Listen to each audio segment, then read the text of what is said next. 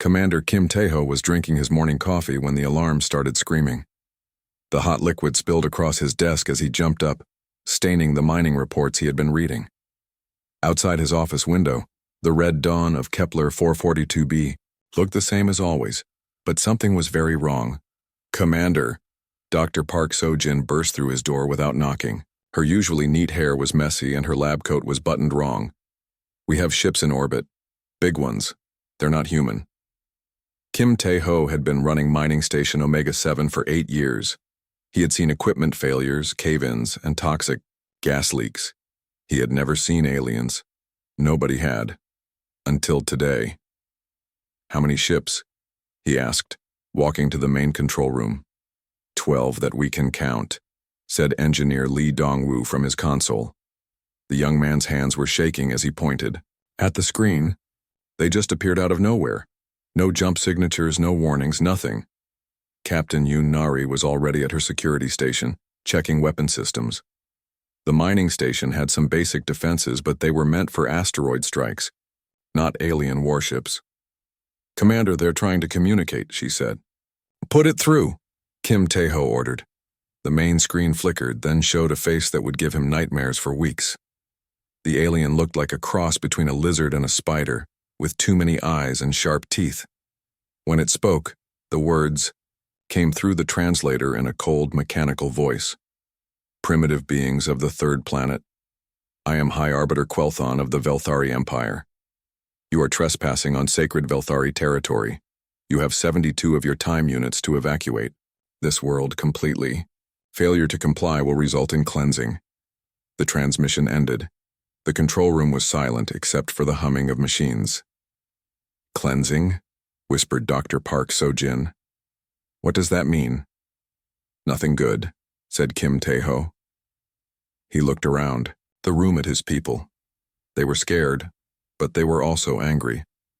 These miners had spent years building something on this dead rock. They had dug deep into the planet's crust, pulled rare metals from its core, and turned empty caves into a home for 3,000 people. "Commander," said Lee Dong-woo, "what do we do?" Kim Tae-ho walked to the communication console. He opened a channel to the alien fleet. When High Arbiter Quelthon's ugly face appeared again, Kim Tae-ho looked him straight in all of his eyes. "No," he said. The alien's face changed. All of his eyes blinked at different times. "Explain this response. Our translation matrix may be malfunctioning." "You heard me right," Kim Tae-ho said. "No, we're not leaving." High Arbiter Quelthon made a sound like grinding metal. "You do not understand. The Velthari Empire has conquered 10,000 worlds. We have eliminated species that were far more advanced than you. This is not a negotiation." "Good," said Kim Tae-ho. "I hate negotiations. The answer is still no." "You are making an error," the alien said. "We have studied your species for the past rotation. You have crude weapons and basic technology. Your ships cannot even travel faster than light without assistance. You cannot fight us." Kim Tae-ho smiled. It was not a nice smile. "You're right. We can't fight you in space. But we're not in space. We're down here in the rocks, where we belong." Dr. Park So-jin stepped forward. "This planet is our home now," she said. "We've worked too hard to give it up." Captain Yoon Nari nodded. 3 years of digging. 3 years of building. You want it? Come and take it."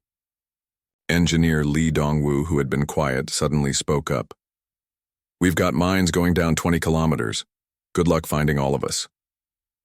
High Arbiter Quelthon looked confused. In his long life, he had conquered hundreds of species. They always ran or surrendered when they saw Velthari ships.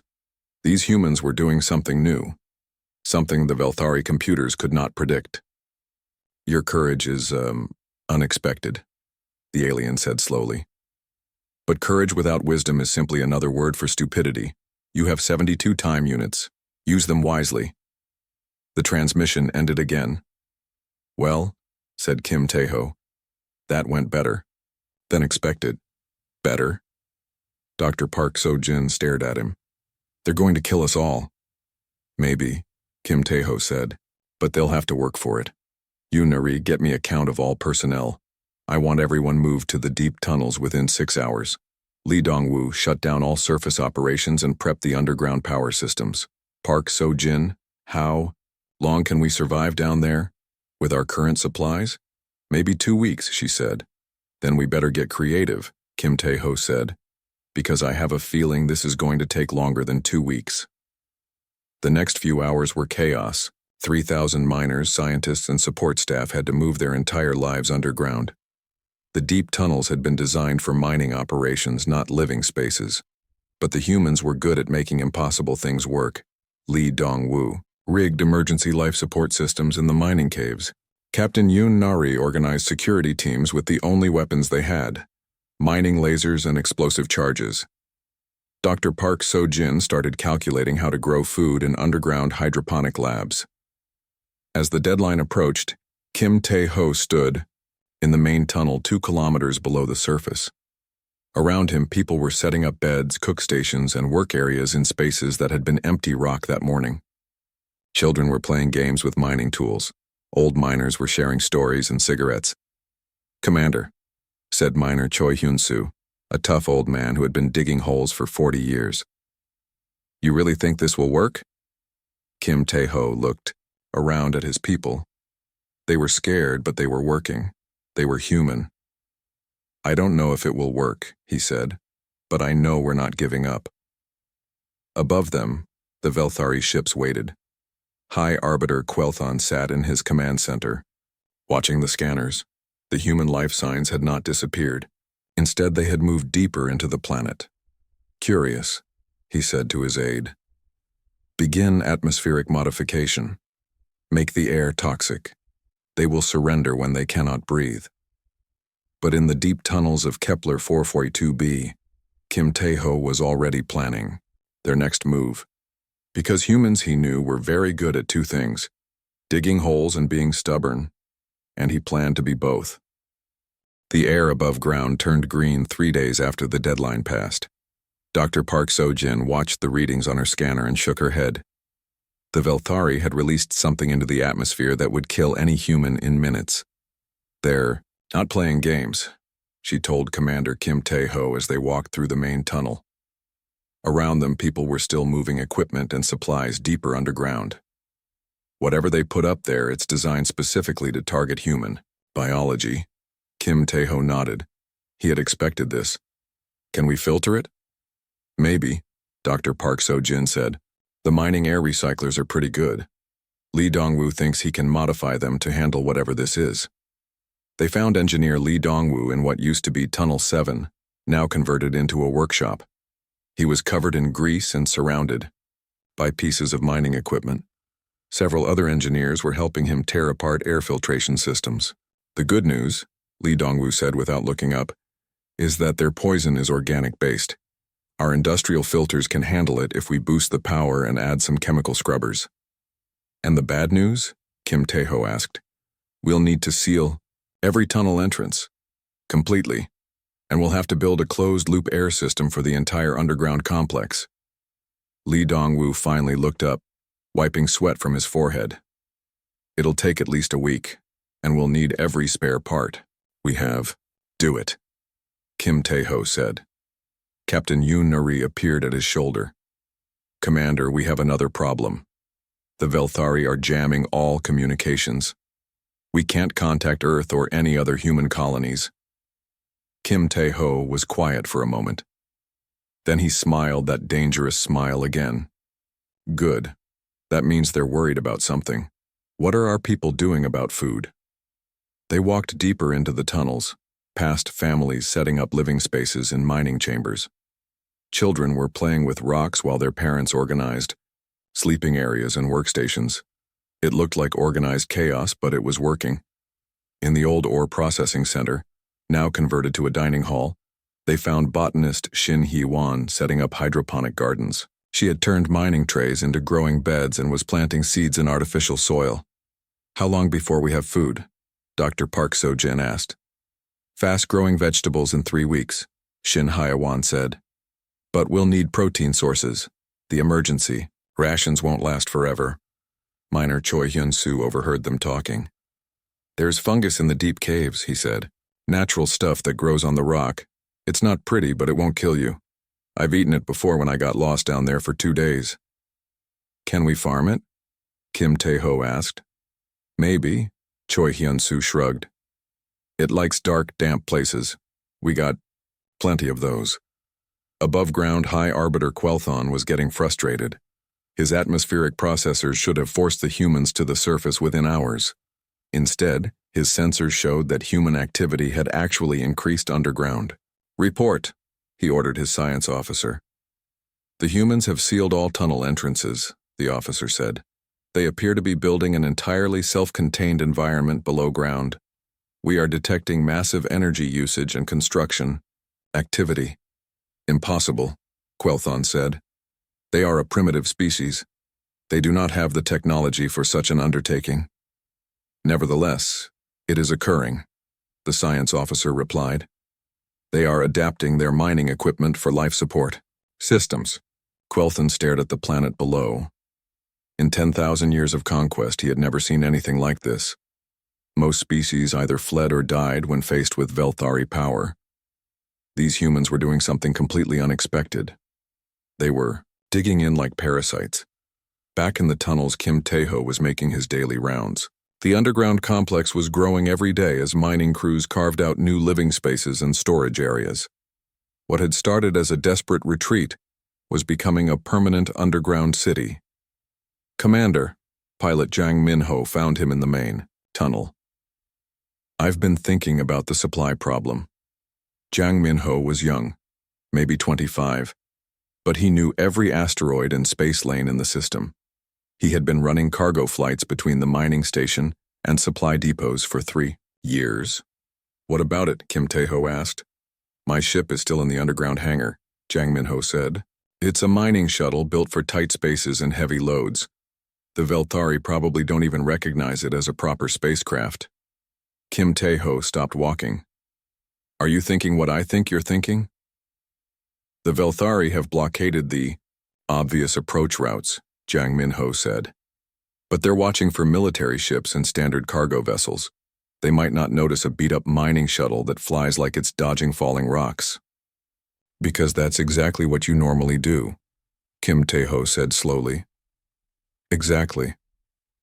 I know where the other mining operations keep their supply caches.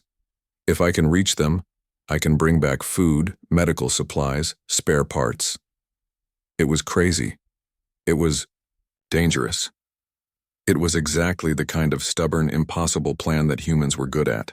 "Do it," Kim Tae-ho said. 3 days later, Jang Min-ho's modified mining shuttle slipped out of a hidden exit tunnel. The ship looked like space junk, held together with mining cable and repair patches. To Velthari sensors, it probably registered as debris. But Jang Min-ho had grown up flying mining shuttles through asteroid fields where one mistake meant death. Compared to dodging kilometer-wide rocks, avoiding alien patrol ships was almost easy. He returned 6 hours later with his cargo hold full of protein bars, medical supplies, and replacement parts for the air recyclers. More importantly, he brought news. "There are other human colonies," he told Kim Tae-ho, "and they're all talking about what we're doing here. Some of them want to help." Kim Tae-ho felt something he hadn't felt in weeks: hope. "What kind of help?" "Supplies, mostly. But also information. The colony at Titan 7 has been watching Velthari ship movements. They think the aliens are having trouble with their supply lines." That evening, Kim Tae-ho called a meeting in the main tunnel. Hundreds of people gathered to hear what he had to say. "The Velthari thought we would give up," he said. "They thought we would run away or die quickly. They were wrong. We're not just surviving down here, we're getting stronger." He looked around at the faces in the crowd. Miners, scientists, engineers, families, people who had chosen to stay and fight instead of running away. "The aliens are learning something new," Kim Tae-ho continued. "They're learning that humans don't quit. We don't give up just because something looks impossible. We dig deeper, we work harder, we find a way." Miner Choi Hyun-soo raised his hand. "How long do we keep this up, Commander?" Kim Tae-ho smiled. How long do you want to keep digging, Choi? The old miner grinned back. I can dig for another 40 years if I have to. Then that's how long we'll stay, Kim Tae-ho said. Because we're not leaving. This is our home now. Above them, High Arbiter Quelthon received a message from Velthari High Command. Other human colonies were refusing evacuation orders. The humans were calling it the Kepler example. For the first time in his life, Quelthon felt something like uncertainty. These humans were not following any known pattern of behavior. They were writing their own rules, and they were teaching other species to do the same. 6 months underground had changed everyone. Dr. Park So-jin had lost weight, but her eyes were sharper than ever. She had become an expert at making impossible things work with whatever materials they could find. Today she was testing a new water purification system built from mining equipment and spare parts. The recycling efficiency is up to 97%, she told Commander Kim Tae-ho as they walked through the expanded tunnel network. We're actually producing more clean water than we're using. The underground complex had grown into something that would amaze surface dwellers. What started as mining tunnels now included living quarters, workshops, hydroponic farms, and even a small hospital. 3,000 people had built an entire city, 2 kilometers below ground. Commander. Communications Officer Lim Soo-bin came running down the tunnel, her equipment pack bouncing on her back. We're getting signals from the surface. The Velthari are landing troops. Kim Tae-ho nodded. He had been expecting this. The aliens had tried poison gas, electromagnetic pulses, and sonic weapons. Nothing had forced the humans to surrender. Now they were getting desperate enough to send soldiers. How many? He asked. 200, maybe more, Lim Soo-bin said. They're setting up a perimeter around the main tunnel entrances. Captain Yoon Nari appeared from a side tunnel, carrying what looked like a mining laser that had been modified with additional power cells and a targeting scope. Commander, the defensive preparations are ready. They had spent months preparing for this moment. Every tunnel entrance had been turned into a fortress. Mining explosives had been placed at strategic points. The humans might not have military weapons, but they had something better. They knew every centimeter of ground and they were fighting for their home. Remember, Kim Tae-ho said into his communicator, speaking to teams throughout the tunnel network, we're not trying to win a battle. We're trying to make them understand that taking this place will cost more than it's worth. The first Velthari soldiers entered the tunnels 2 hours later. They were impressive creatures, 3 meters tall and covered in armor that could stop most known weapons. Their energy shields shimmered around them as they moved carefully through the dark passages. What they found was nothing. The tunnels appeared empty. Their advanced sensors detected no life signs, no heat signatures, no electrical activity. It was as if the humans had simply vanished. Advanced teams report the tunnels are deserted, the Velthari squad leader radioed to the surface. The humans appear to have fled deeper underground. That was when Mechanic Bae Ji-hoon triggered the first trap. The mining charges had been carefully placed to collapse specific tunnel sections without damaging the main structure. When they exploded, half the Velthari advance team was buried under tons of rock. The others found themselves cut off from the surface, surrounded by darkness and silence. Welcome to our home. Kim Tae-ho's voice echoed through hidden speakers. You wanted to see how humans live underground?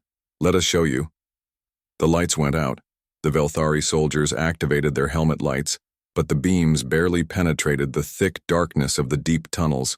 They had trained for combat in space, on planets with breathable atmospheres, in cities with infrastructure.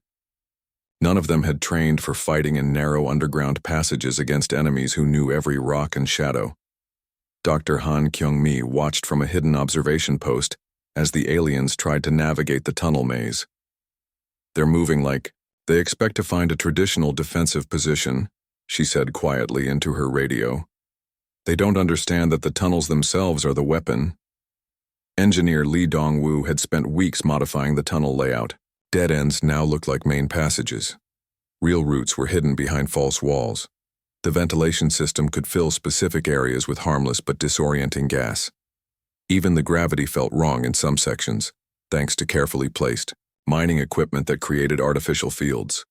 The Velthari soldiers split up, trying to cover more ground. That was exactly what the humans wanted.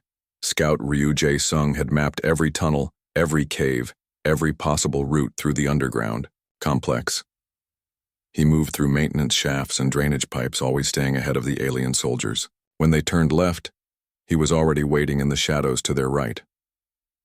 The first Velthari soldier to disappear was taken by a mining net, a device normally used to catch falling rocks. One moment he was there, the next he was wrapped in industrial cable and hauled up into a ventilation shaft. His squad mates heard him calling for help, but the sound seemed to come from everywhere and nowhere. "This is unacceptable," High Arbiter Quelthon said from his ship in orbit. "A squad of Velthari soldiers cannot be defeated by primitive miners." But they were being defeated. Not in direct combat. The humans were too smart for that. Instead, they were being defeated by confusion, by fear, by the growing realization that they were fighting an enemy that didn't follow any known rules of warfare. Pilot Jang Min-ho had made several more supply runs to other human colonies. Each time he returned with more than just food and equipment. He brought stories of other worlds where humans were refusing to surrender to Velthari demands.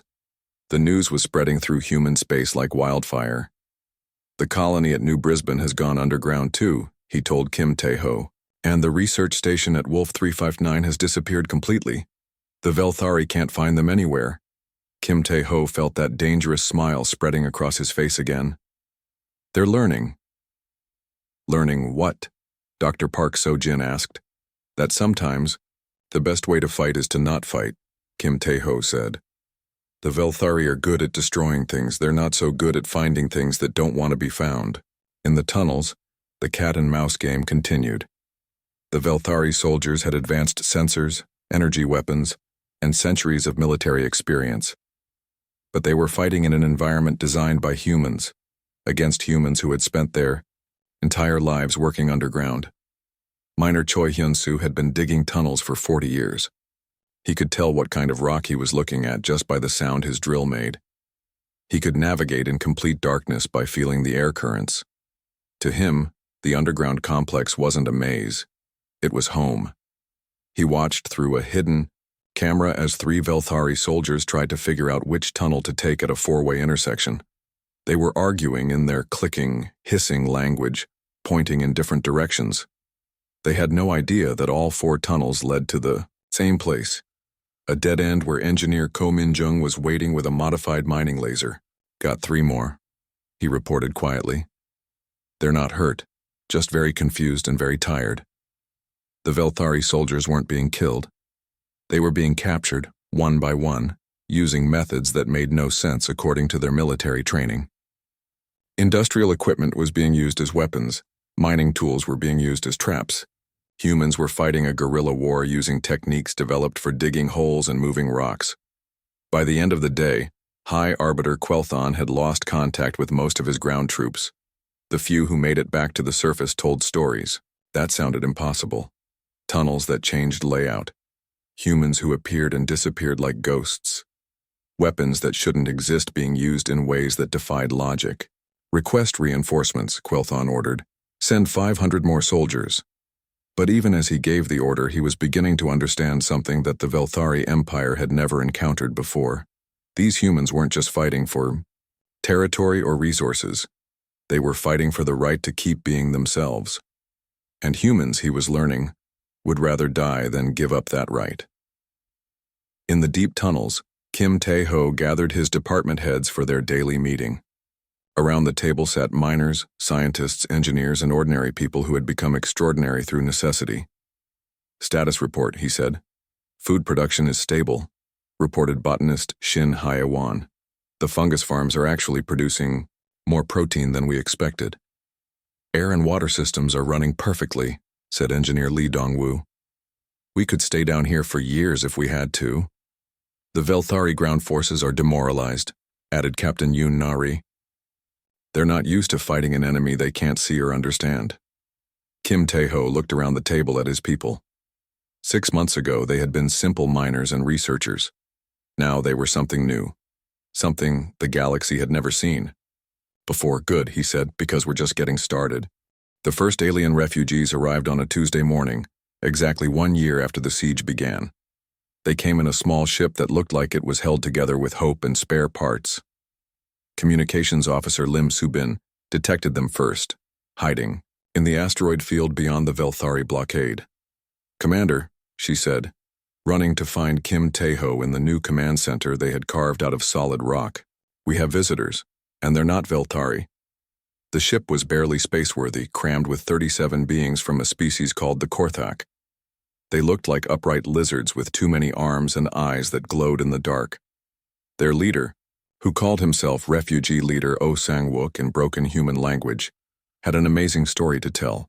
"We heard about humans who said no," Oh Sang-wook explained through the translation device Dr. Park So-jin had built. "We heard about the deep tunnels and the stubborn miners. We came to learn."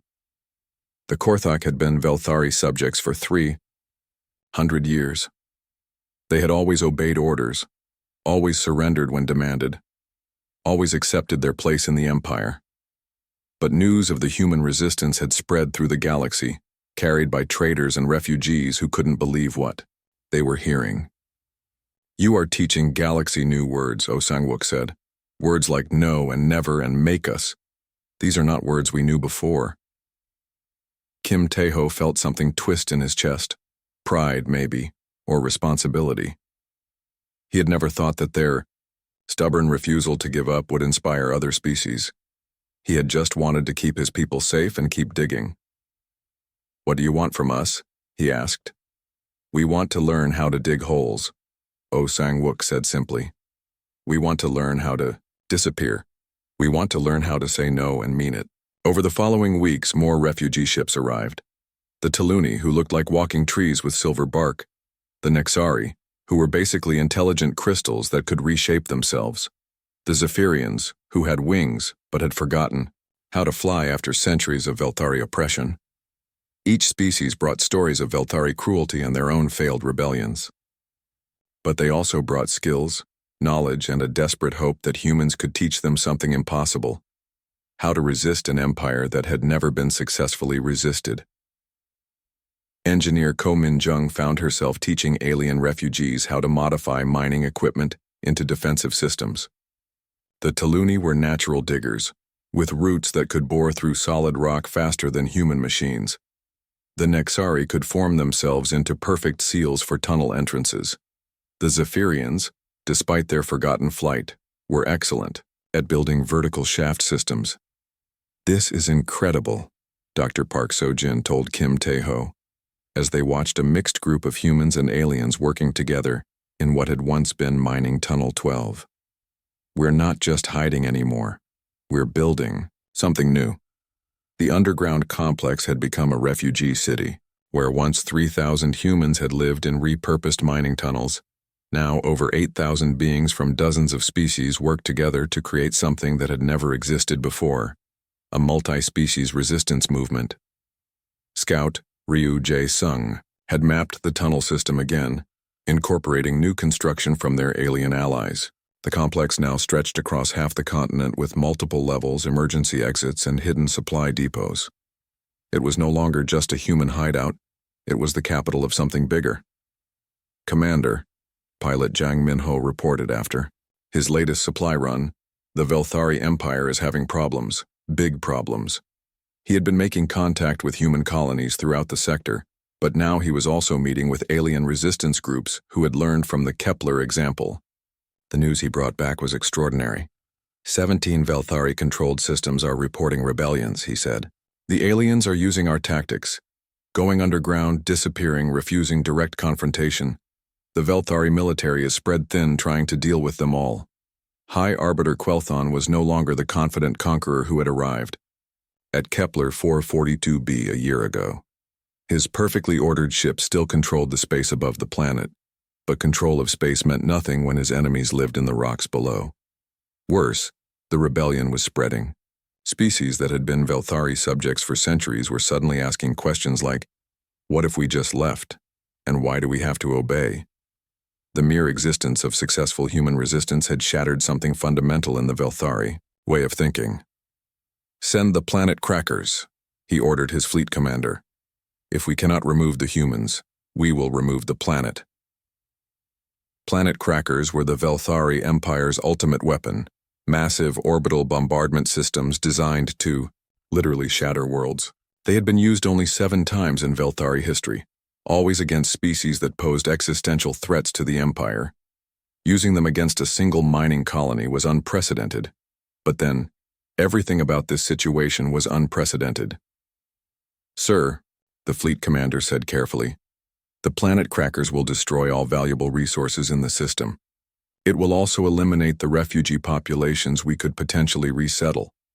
"I am aware of the costs," Quelthon said, "but allowing this resistance to continue will cost us far more. The humans must be stopped, and their example must be erased, completely." In the deep tunnels, Kim Taeho received the news through the alien refugee network. The Velthari were preparing to destroy the entire planet rather than accept that humans might simply refuse to surrender. "How long do we have?" he asked historian Lee Young-suk, who had been tracking Velthari fleet movements through the information gathered by refugees. 3 days, maybe 4, she said. "Planet crackers take time to charge and position properly." Kim Taeho looked around, the command center at the faces of his people, humans and aliens working side by side, building something that had never existed before. In 1 year, they had created a functioning multi-species underground civilization. They had inspired rebellions across the galaxy.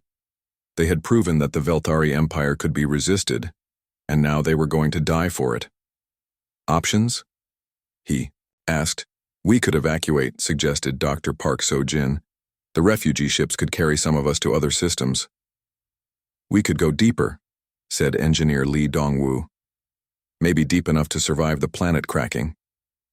"We could surrender," said Captain Yoon Nari, though her voice made it clear what she thought of that idea. Kim Taeho was quiet for a long moment. Then he started to smile, that dangerous smile again. "Or," he said, "we could do what we've been doing all along. We could be stubborn." He stood up and walked to the communication system that connected the entire underground complex. When he spoke, his voice carried to every tunnel, every chamber, every corner of their underground world. "Attention all residents of the deep places," he said. "The Velthari have decided that if they can't make us leave, they'll destroy the entire planet. They think this will solve their problem." He paused, looking around at the faces watching him. Human faces and alien faces, all united by the same stubborn refusal to give up. "They're wrong," Kim Taeho continued, "because we're not just fighting for this planet anymore, we're fighting for something bigger. We're fighting for the right of every species to say no, to resist, to dig in and refuse to be moved." He activated the external communication system, broadcasting to the Velthari fleet in orbit. "High Arbiter Quelthon," he said. "This is Commander Kim Taeho. We hear you're planning to crack our planet. That's fine. But before you do, you should know something. We've been busy down here." On the main screen, he displayed a map of the galaxy showing confirmed resistance movements inspired by the Kepler example.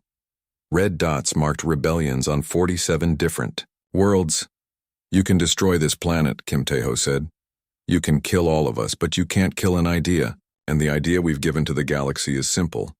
Sometimes the right answer is no." In his command ship, High Arbiter Quelthon stared at the transmission in growing horror. 47 worlds, nearly a tenth of the Velthari Empire was in open rebellion, and it was all because of these stubborn humans who refused to accept defeat. "Sir," his aide said quietly, "we're receiving a priority message from Velthari High Command." The message was brief and devastating. "Negotiations authorized. Prevent further spread of resistance at any cost."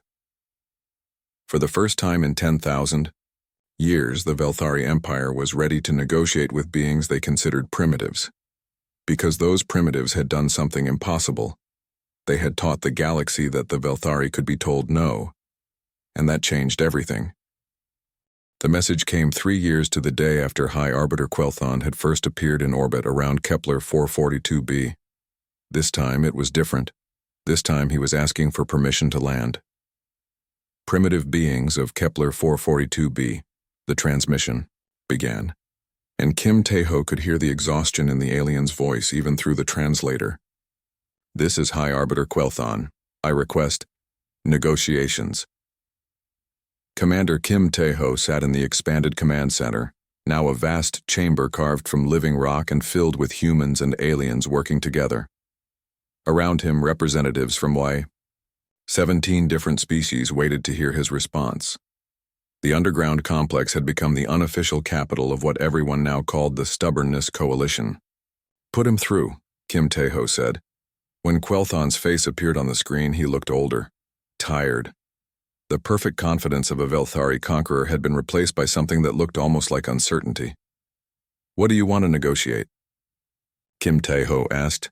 "Terms of coexistence," Quelthon said, as if the words hurt him to speak. "The Velthari High Command has authorized me to discuss territorial arrangements and autonomous status for human settlements." Kim Tae-ho leaned back in his chair. 3 years ago, this same alien had given them 72 hours to evacuate or die. Now he was offering to let them stay. "Autonomous status," Kim Tae-ho repeated. "That's interesting. What changed your mind?" Quelthon's multiple eyes blinked, and what Kim Tae-ho had learned was a sign of stress. "The resistance movements have spread to 67 systems. The Velthari Empire is experiencing difficulties." That was putting it mildly. According to reports from pilot Yang Min-ho's network of contacts, the Velthari Empire was falling apart. Species that had been obedient subjects for centuries were suddenly disappearing underground, refusing to acknowledge Velthari authority, and teaching each other techniques they had learned from human examples. "Difficulties," Kim Tae-ho said. "You mean you're losing control of your empire because we taught people that they don't have to do what you tell them?" "That is a simplified but accurate assessment," Quelthon admitted. Kim Tae-ho looked around at his people.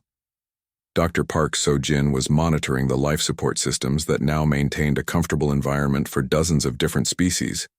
Engineer Lee Dong-woo was working with alien technicians to expand the tunnel network even further. Captain Yoon Nari was training a security force that included beings with claws, wings, and abilities that human military manuals had never considered. "I'll consider your proposal," Kim Tae-ho said, "but I want to meet face-to-face on the surface in our territory." "That is acceptable," Quelthon said after a long pause. The meeting was held in what had once been the main surface facility of Mining Station Omega-7. The buildings had been rebuilt and expanded over the 3 years of siege, but they still looked like what they were, a mining operation that had grown into something much larger. Kim Tae-ho waited with Ambassador Song Hyun-ju, who had emerged as the coalition's best negotiator. She had learned diplomacy the hard way, mediating disputes between 17 different species with completely different ideas about property, territory, and social organization. High Arbiter Quelthon landed with a small escort of guards. When he stepped out of his shuttle, Kim Tae-ho got his first good look at the alien who had tried to destroy his world. Quelthon was impressive, 3 meters tall, and covered in scales that reflected light like metal. But he moved carefully, like someone who was no longer certain of his own power.